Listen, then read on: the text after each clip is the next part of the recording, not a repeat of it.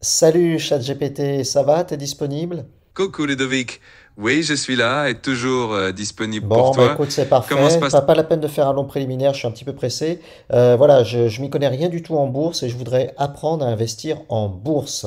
J'entends beaucoup parler des ETF, mais je ne sais pas du tout ce que c'est. Alors, est-ce que tu peux m'expliquer, comme si j'étais un débutant, ce que c'est que la bourse et qu'est-ce que c'est que les ETF? Bien sûr, pas de souci. On va faire ça simplement et rapidement. La bourse, en gros, c'est un marché où on achète et on vend des actions d'entreprise. Et les ETF, ce sont des fonds qui regroupent plein d'actions différentes en une seule part. Donc, en achetant un ETF, tu investis automatiquement dans plusieurs entreprises à la fois, ce qui permet de diversifier ton investissement. Voilà, c'est la base, mais on peut creuser plus si tu veux. D'accord, donc si je comprends bien, un ETF, c'est une sorte de panier d'actions. Donc quand j'achète un ETF, j'ai plein d'actions dans mon panier, c'est bien ça? Exactement. C'est une très bonne image. En achetant une seule part d'ETF, tu détiens en fait un petit morceau de chaque entreprise qui compose cet ETF. Du coup, ça te permet de répartir les risques parce que tu n'es pas dépendant des performances d'une seule entreprise. D'accord, d'accord. Mais alors, là, j'ai vraiment du mal à comprendre parce que j'ai l'impression qu'il y a des centaines, des milliers d'ETF et du coup, moi, je ne sais pas lequel choisir en tant que simple investisseur particulier. Moi, je veux juste investir quelques centaines d'euros par mois pour ma retraite plus tard. J'ai un horizon d'investissement de 15 ans, 20 ans. Qu'est-ce que je dois choisir comme ETF? C'est vrai qu'il y a des tonnes d'ETF, mais pour un investissement simple et à long terme, beaucoup de gens se tournent vers des ETF qui suivent de grands indices comme le S&P 500 aux États-Unis ou le MSCI World qui regroupe des entreprises du monde entier. Ce sont des ETF diversifiés, faciles à gérer et qui correspondent bien à un horizon d'investissement de 15 ou 20 ans. D'accord, donc toi, si je comprends bien, l'Europe, la France, ça t'intéresse pas trop. Tu es plutôt sur le MSCI World ou le S&P 500. Oh, mais pas du tout. L'Europe et la France sont aussi très intéressantes. Il existe des ETF qui suivent les indices européens, comme l'Eurostoxx 50, qui regroupe les plus grandes entreprises de la zone euro. Donc, si tu veux investir plus local, c'est tout à fait possible aussi. L'important, c'est de choisir un ETF qui correspond à tes objectifs et à ta vision de Ouais, l'investissement. mais justement, j'ai pas de vision d'investissement. Je suis un pur débutant. Je voudrais savoir comment je fais concrètement pour acheter un ETF. Je vais sur le marché à côté de chez moi, je vais sur Internet. Comment je fais pour avoir un ETF à moi? Alors, pas besoin d'aller sur un marché physique. Tout se fait en ligne. En général, tu ouvres un compte dans une plateforme de courtage en ligne, ce qu'on appelle un broker. Et depuis cette plateforme, tu peux acheter des ETF comme si tu faisais un simple achat en ligne. C'est assez simple une fois que tu as pris le coup. Et est-ce que tu peux me donner des noms de courtiers, une dizaine de noms de courtiers populaires en France, pas cher, hein, parce que moi je vais éviter les frais pour acheter deux ETF. Bien sûr. Alors, parmi les courtiers populaires en France, on trouve par exemple Boursorama, Fortuneo, Bourse Direct ou encore DEGIRO qui est très connu pour ses frais réduits. Il y a aussi Trade Republic, Linksea, Easy Bourse ou encore Hello Bank. Ce sont tous des courtiers en ligne qui ont plutôt bonne réputation et des frais assez compétitifs. D'accord, je suis un mec là sur YouTube, il a une chaîne, ça s'appelle Stratégie Iyoko. D'après ce que j'ai compris, lui, il fait ce qu'il appelle un DCA, mais j'ai pas compris ce que c'était qu'un DCA. Et il achète toujours le même ETF, un ETF S&P 500, puis il achète un petit peu de Tesla aussi sur DCA. Est-ce que tu peux m'expliquer vraiment ce que c'est qu'un DCA, parce que je comprends pas, et me juger un peu sa stratégie? Est-ce qu'il a une bonne stratégie, ce mec-là?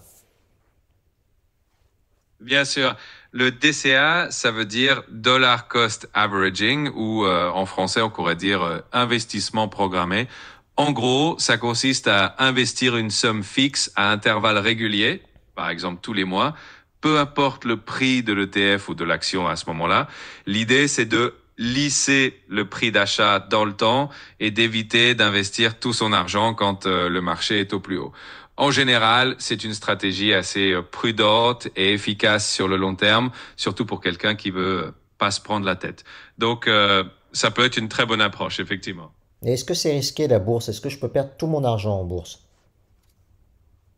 La bourse comporte toujours une part de risque, c'est vrai, parce que les marchés peuvent monter et descendre. Mais si on investit de façon diversifiée, par exemple via des ETF, et qu'on investit sur le long terme, on réduit considérablement ce risque.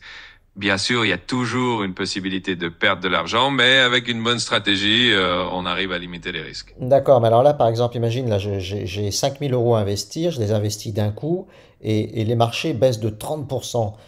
Qu'est-ce que je dois faire? Comment je réagis? Alors, si jamais ça arrive, la première chose, c'est de pas paniquer. Les marchés financiers ont toujours des hauts et des bas et généralement ils finissent par remonter avec le temps.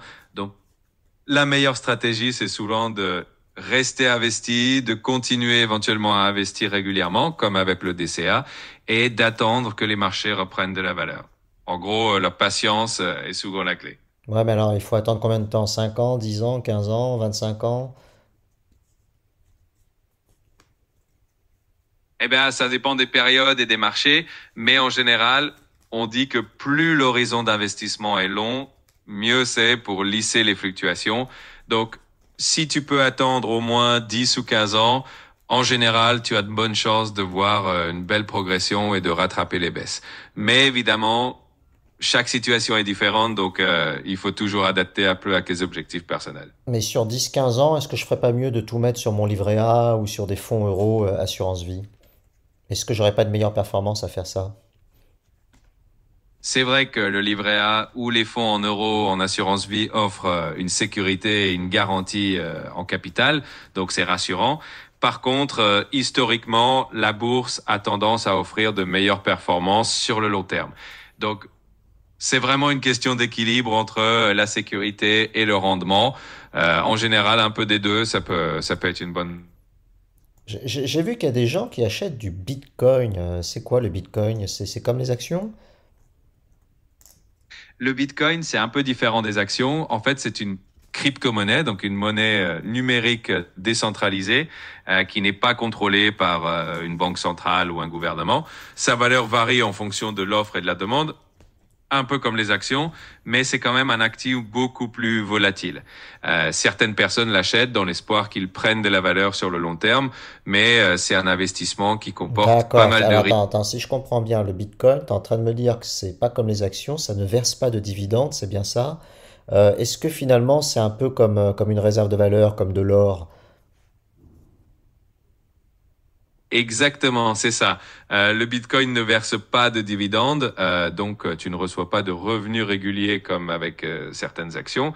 En fait, beaucoup de gens considèrent le Bitcoin un peu comme une réserve de valeur, un peu comme l'or numérique, parce que c'est une ressource limitée et que certains espèrent qu'il prendra de la valeur avec le temps, un peu comme une protection contre l'inflation, par exemple. D'accord, donc là j'ai 5000 euros à investir. J'aimerais investir sous forme de DCA pour lisser mon risque, mais je ne sais pas quelle fréquence faire et quel montant faire et quel ETF acheter. Qu'est-ce que tu me conseilles, sachant que j'ai un horizon d'investissement d'environ 15 ans? Qu'est-ce que tu me conseilles pour débuter? Alors, pour débuter, tu peux par exemple choisir un ETF bien diversifié, comme un ETF qui suit le S&P 500 ou le MSCI World. Pour la fréquence, beaucoup de gens choisissent d'investir tous les mois, par exemple, une somme fixe comme 100 ou 200 euros. Ça te permet de lisser les variations du marché et de pas te soucier du timing parfait. Donc, en résumé, un ETF global et des investissements mensuels, c'est une bonne base. Ok, bah écoute, tu m'as bien aidé. Si j'ai d'autres questions, je peux te contacter. T'es toujours disponible ou t'as des horaires de préférence? Je suis toujours là pour toi, donc n'hésite pas, tu peux me poser tes questions à n'importe quel moment. Je suis dispo sans contrainte d'horaire. En tout cas, je suis content d'avoir pu t'aider Bah et je reste à ta c'est gentil, merci à toi. J'ai pas beaucoup de temps, je suis désolé, mais si la conversation t'a plu, tu sais que tu peux liker ma vidéo ou bien t'abonner à ma chaîne, hein, t'es au courant. Ah, je prends bonne note et je suis ravi si j'ai pu t'apporter un coup de main. N'hésite pas à revenir quand tu veux et je te souhaite une excellente journée et bon courage pour tes investissements. Ciao, salut ChatGPT, ciao, à bientôt.